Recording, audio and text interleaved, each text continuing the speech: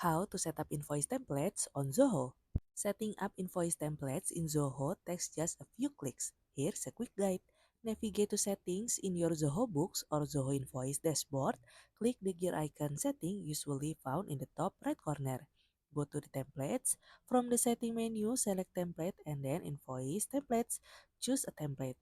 Zoho offers a variety of pre-designed templates. You can hover over them and click use this to select one of your best.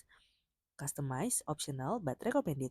Click on selected template to edit. On the left sidebar, you will see options like template properties, header, document body, total, and footer. Drag and drop elements, change color, fonts, add your logo under header, and rearrange section to match your brand. Save and set as default. Once you are happy with the design, click save. You will then given this option to set as default if you want this template to be automatically used in all new invoice. That's it. Your invoice template is ready to use.